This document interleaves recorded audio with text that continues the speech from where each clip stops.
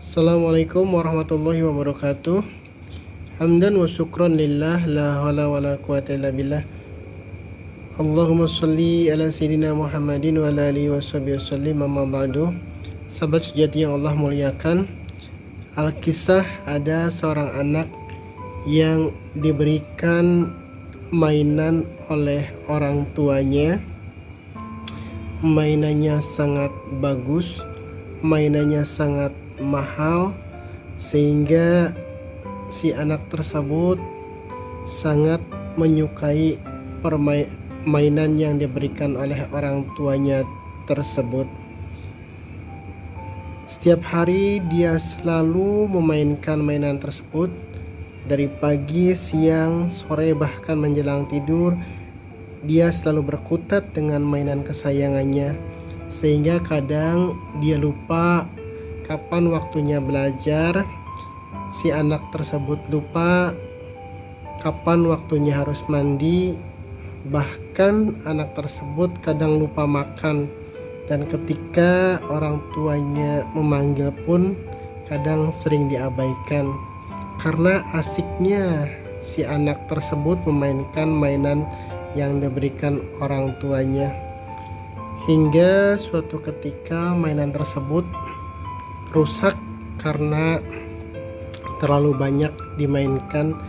Barulah si anak kemudian mengadu kepada orang tuanya bahwa mainannya rusak, bahwa mainannya tidak bisa dipakai lagi, dan dia merengek untuk diberikan penggantinya. Si orang tua tidak lantas kemudian memberikan ganti mainan anaknya, karena si orang tua sudah tahu kalau dia memberikan pengganti mainan kepada anaknya, maka kebiasaan anaknya yang selalu abai, yang selalu terlena dengan mainannya akan kembali terulang. Akhirnya si orang tua memberikan jeda beberapa waktu kepada anaknya agar anaknya menyadari bahwa tidak seharusnya dia terlena dengan mainannya. Sebagus apapun mainannya, senikmat apapun dia memainkan mainannya, harus tahu waktu, harus tahu kapan dia belajar, kapan dia mandi, dan dia pun harus disiplin melaksanakan aktivitas lainnya selain mainannya. Ini sebuah analogi yang indah. Seorang anak dengan mainannya, pun dengan kita sering diberikan mainan dalam tanda kutip oleh Allah Subhanahu wa taala berupa kenikmatan duniawi. Kita diberikan mainan berupa mobil yang bagus, kita diberikan mainan berupa rumah yang mewah, kita diberikan mainan oleh Allah berupa jabatan, berupa kedudukan, berupa pangkat, dan lain sebagainya. Karena jabatan, karena pangkat, karena kedudukan, karena rumah mewah, karena mobil bagus, itulah kemudian kita terlena dengan mainan yang dipinjamkan atau diberikan Allah kepada kita. Seharian kita bergelut dengan pekerjaan kita demi menjaga pangkat dan jabatan kita. Setiap hari kita pun selalu fokus bagaimana merawat mobil kita agar tidak lecet, mobil kita agar tidak tergores, dan lain sebagainya. Pun perhatian kita lebih tertuju bagaimana menambah rumah mewah, bagaimana meningkatkan jabatan, bagaimana menaikkan pangkat, bagaimana meningkatkan kedudukan. Begitu seterusnya, tiap hari perhatian dan konsentrasi kita tidak lepas dari mainan yang Allah berikan kepada kita, hingga akhirnya dengan mainan harta, mainan mobil-mobilan, rumah mewah, pangkat, dan jabatan itu kita menjadi terlena. Ada saatnya Allah memanggil kita untuk sholat, kita abai karena kita masih asik dengan dunia kita. Ada kalanya Allah meminta kita untuk memberikan sebagian rizki yang Allah berikan kepada kita, kita pun lalai karena asik, karena kita merasa bahwa harta kita adalah harta hasil upaya dan jerih payah kita sendiri. Kita abai, kita lupa, kita tidak menyadari bahwa uang, harta, dan lainnya adalah mainan yang Allah titipkan kepada kita. Kemudian juga ketika ada orang yang bertamu ke rumah kita, kemudian kita merasa was-was, takut rumah kita rusak, takut rumah kita kotor dan lain sebagainya. Padahal rumah juga seperti halnya mainan yang lain, merupakan amanah yang Allah berikan kepada kita. Jadi kalau anak kecil tadi terlena dengan mainan yang diberikan orang tuanya, kita pun sebagai orang dewasa kerap terlena, kerap terbuai, kerap abai, kerap lalai dengan mainan-mainan dunia, dengan mainan-mainan materi yang Allah berikan kepada kita. Jadi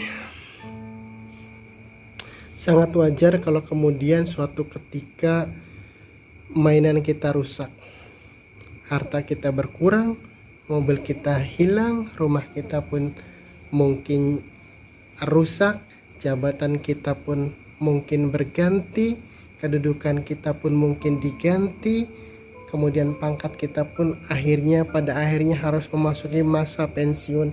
Dan ketika semua materi yang Allah amanahkan kepada kita sebelumnya itu kembali diambil oleh Allah, barulah kita sadar seperti anak kecil yang ketika mainnya rusak baru kemudian mengadu kepada orang tuanya. Banyak di antara kita yang kemudian baru menyadari ketika hartanya habis, ketika rumahnya habis, ketika mobilnya habis, ketika jabatan, pangkatan, dan pensiun, baru ingat Allah, baru kita merengek, baru kemudian kita mengadu bahwa seolah-olah selama ini kita menderita. Kita lupa bahwa selama ini kita justru yang lalai dengan mainan-mainan materi, mainan-mainan dunia yang melalaikan kita dari mengingat Allah. Baru setelah penyakit datang, baru ketika usia sudah senja, baru kemudian ketika tidak punya uang, baru ketika tidak lagi menjabat, kita kembali memanggil-manggil Allah, merengek-rengek kepada Allah agar mainan kita yang berupa dunia dan materi itu dikembalikan. Dan Allah dengan kasih sayangnya kadang tidak serta-merta mengabulkan doa kita, mengabulkan permintaan kita untuk memberikan apa yang kita minta. Tidak lain tujuannya adalah untuk mendidik kita agar kita tidak kembali lalai seperti sebelumnya. Sama seperti orang tua yang tidak segera memberikan mainan pengganti kepada anaknya, agar anaknya menyadari bahwa mainan itu telah melalaikannya dari kewajiban-kewajiban dia terhadap aktivitas lainnya. Pun Allah kadang menangguhkan atau menunda permohonan kita agar kita introspeksi, agar kita menyadari, agar kita mawas bahwa dunia ini memang melalaikan, bahwa materi kadang membuat kita terbuai, bahwa kekayaan kadang membuat kita lupa, bahwa pangkat, jabatan, dan kedudukan kemudian membuat kita lupa diri dan lupa daratan. Jadi jangan salahkan Allah kalau kemudian sedikit menahan permohonan kita, itu bukan karena Allah zalim, bukan karena Allah hendak atau sudah tidak lagi sayang kepada kita, tapi justru Allah menyayangi kita agar kita lebih banyak introspeksi dulu, agar kita kemudian belajar bijak dan lebih mawas dulu, agar kemudian ketika kita kembali diamanahi jabatan, kembali diamanahi harta, kembali diamanahi kedudukan, kembali diamanahi mobil dan rumah mewah, kita sudah siap, sehingga kita tidak lagi lalai dengan apa yang Allah titipkan. Betapapun rumah kita bagus, tetap kita ke masjid untuk melaksanakan sholat kita. Betapapun mobil kita banyak, tetap kita bersosialisasi dengan kerabat dan tetangga. Betapapun jabatan kita tinggi, kita tetap tidak kemudian lantas membusungkan dada dan mendongakkan kepala karena mengharapkan atau meminta orang lain hormat kepada kita. Jadi itu ternyata dari anak kita pun kita bisa belajar. Selaku orang tua kita bisa belajar dari anak, bagaimana kita kemudian mendidik anak kita dengan cara-cara yang arif, yang bijaksana.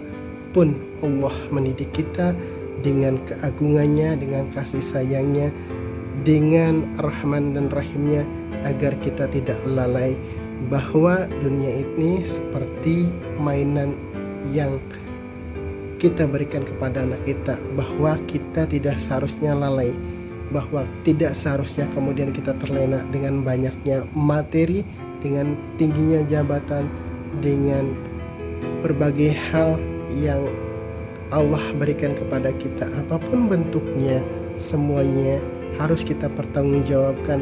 Apapun bentuknya, tidak lantas kemudian mengabaikan, melalaikan kewajiban kita kepada Allah.